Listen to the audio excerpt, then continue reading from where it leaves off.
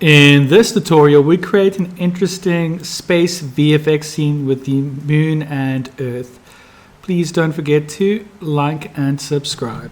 Alright, let's make a space scene fast. First thing you do is select your default cube. We're going to go to the modifier properties, add one modifier, and it's going to be the subdivision surface modifier. Let's crack this up to 3. Oh, there we go, and apply.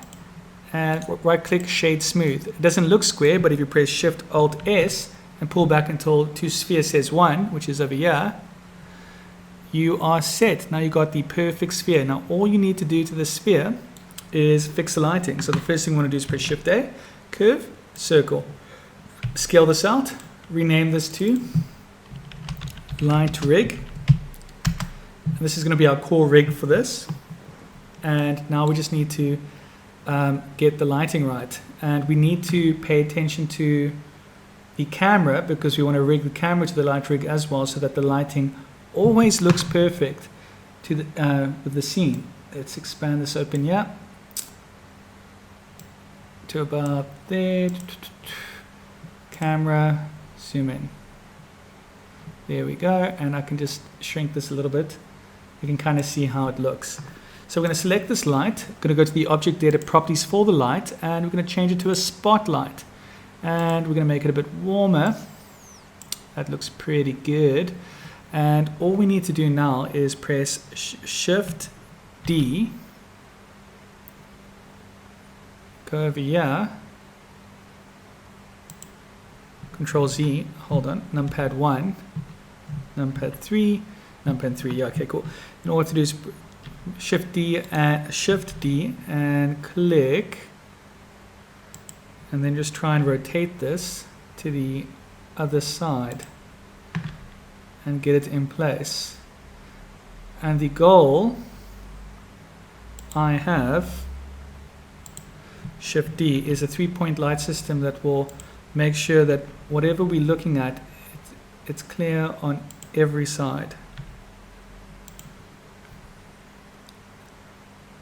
Look at that. Isn't that looking gorgeous? Now, obviously what we need to do is select each of these light sources. Light 1, Shift, well, hold it, choose your light rig, hold in Shift and select all your other lights, and then just hover your mouse here and type in Control P to object. And create a new collection. We're going to call this light rig. And we'll chuck our light rig in there, just like that. The next thing you want to do, possibly before we continue playing with the lights, in fact, you know what, let's mess with the lights first. Okay, we've got light 1, which is this color here. Let's make light 2 a slightly different color. What if we make it a more orange? And let's choose light 3. Have fun with this. Choose colors that you like. That looks interesting. Okay, cool. Obviously, once we add our texture to this, we'll decide if this makes sense. Now, if you click on go to your world properties. If you click on the description, you'll find a link to a file you can download that I found on Reddit, if it's still there. And you can add an environmental texture. Open this up, and once you know where you've downloaded this, add that and add the HDR image of the Earth. It may take a little while to load, but once you've done that, we have got Earth. And let's go back to our camera view because that's the most important view. The next thing we want to do is we actually want to select our camera, or select our light rig, let's bring our camera into our light rig box. Select our light rig, Shift, select our camera, Control P, object. And that's going to help because now, when we move our rig, no matter where we move it, the lighting is always going to be consistent. And that's step 1 of this. If you haven't liked and subscribed yet, please don't forget to like and subscribe. Now we're going to add the moon texture to this. And you can find the moon texture here on svs.gsfc.nasa.gov /4720. And obviously you want to download the color of this moon, and you don't have to download the largest one. That's probably going to make everything run slow. You should be able to get away with 4096, but if you want to push it, you can push it to 8192, but it really makes no sense for you to go too hard on the color itself. However, the displacement, if you've got the PC to do it, I would recommend rather going larger than smaller, but not too large, because Blender can only handle certain file sizes. So in this case, looking at this, I'm not going to download half a gig. That's too large. 2 megabytes is too small. 31 megabytes, 63 megabytes. I'm going to download the one that's 63 megabytes. And once that's downloaded, and this is important, this is for our texture map, our displacement, and I'll show you how to add this now. I'll see you once these things download properly. And by the way, if you don't find the link in the description down below, you should.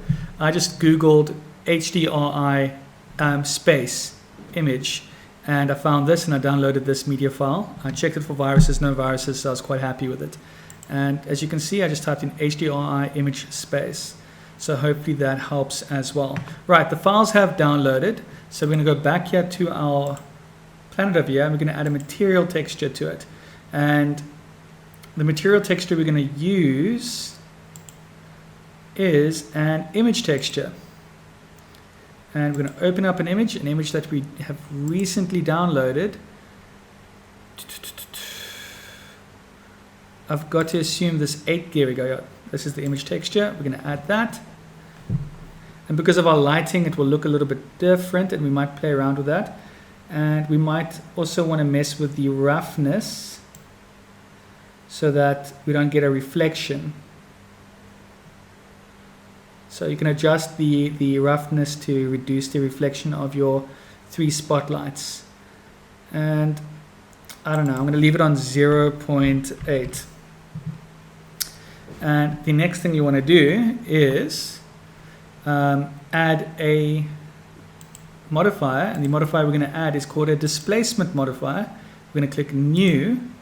We're going to go to our texture properties, and we are going to open a texture, and the texture we're going to open is the one we've just downloaded, which is the IDEM 16 TIFF.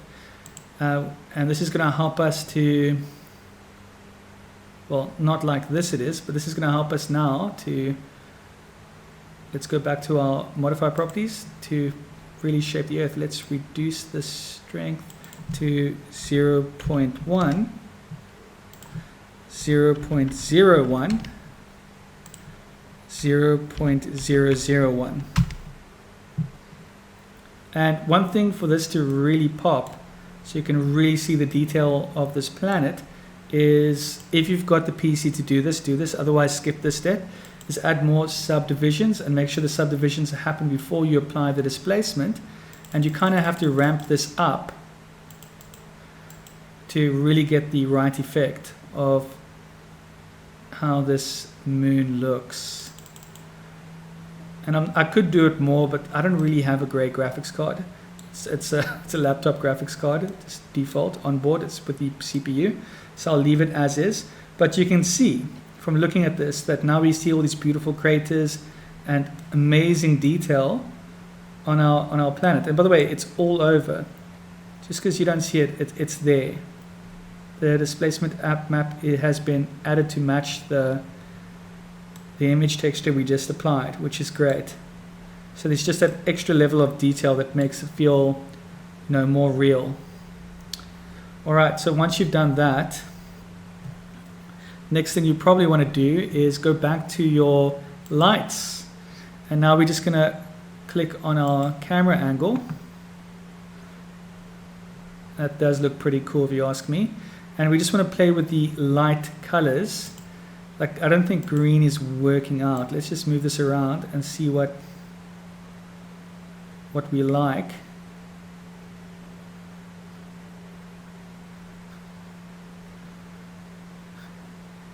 Ideally, you want to make it look real, so I'm thinking possibly white, a bluish white, to contrast with the yellow. Might make it look a bit more believable. And let's go to the other light. and this one's only ever going to be at the bottom here. So what we could do is just, I don't know, make it a little bit more subtle. And we could mess with the main light color. I don't really want to, but if you want to see how that looks,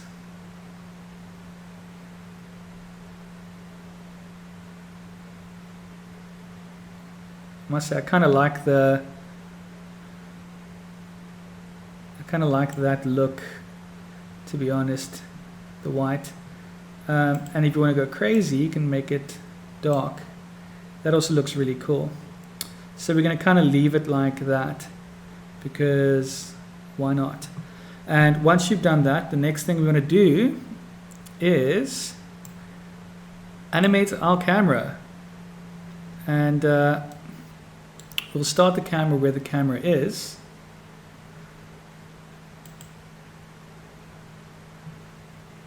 But instead of animating the camera, let's animate the camera for the light rig, because that might make a little bit more sense. So we'll choose a light rig, and we'll press I, location, rotation, and scale.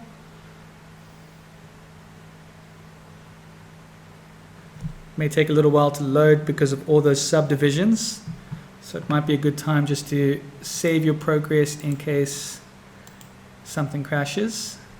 This way at least you know you'll always have that file. Oh my goodness, it's taking long. There we go. And just to make sure we can see what we can see here in our shot. And now we're going to go to frame 100. And we're going to rotate this on the Z axis.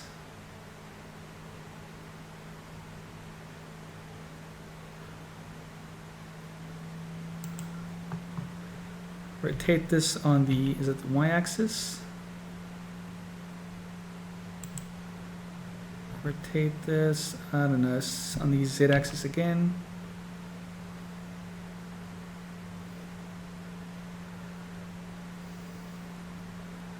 Something like that should be interesting. And press I, location, rotation, and scale. And now we can select our camera, and we can possibly animate our focal length by hovering over it and pressing I. Take a little while to load if you've got a slow PC like mine. And click over here to go to frame 101. Well, in this case, we might as well just go to 150.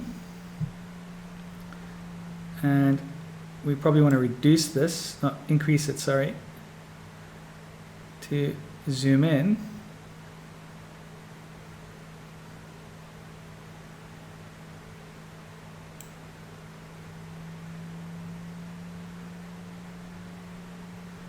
And another thing we probably want to do is just rotate this .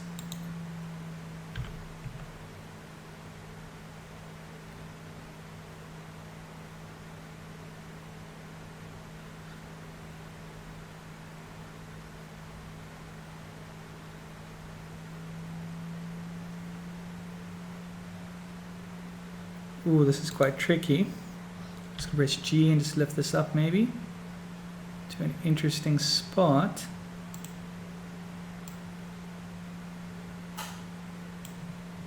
G, and hover over here and press I.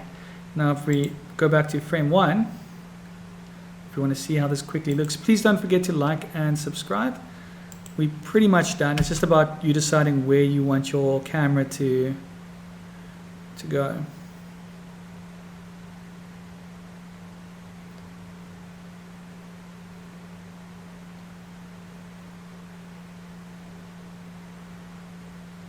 There you go. That's perfect. And we'll make this end at, I don't know, 160.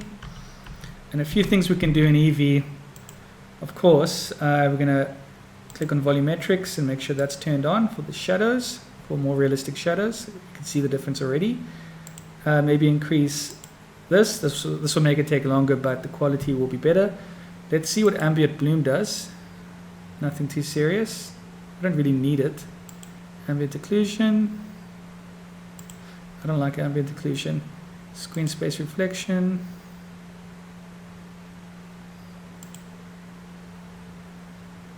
That doesn't do much.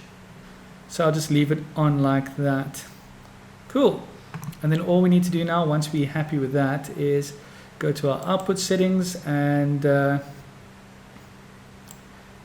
like to reduce the compression, RGBA 16, and you can render your animation. Thank you for watching, and please don't forget to like and subscribe. Just in case you don't know, once you've rendered out all your images, the next thing you want to do is switch this to video sequence and go back to frame 1. Let's zoom out here on the video sequence, and we're going to add image sequence. And wherever you had that file saved, it's normally on a temp file, and you can just select all the ones. Scroll all the way to the bottom, select the bottom one, hold in shift. Now that you've got everything selected, add images to image sequence. May take a little while to load, and there you have it. Now all you need to do is go to your output settings and change it from PNG to FFmpeg or AVI JPEG, whatever you prefer. I'm using FFmpeg just because it's faster and smaller. And then all you need to do is render animation one final time, and this will be a lot quicker. You'll see the frame 2, frame 3, it's happening a lot faster. Once again, please don't forget to like and subscribe.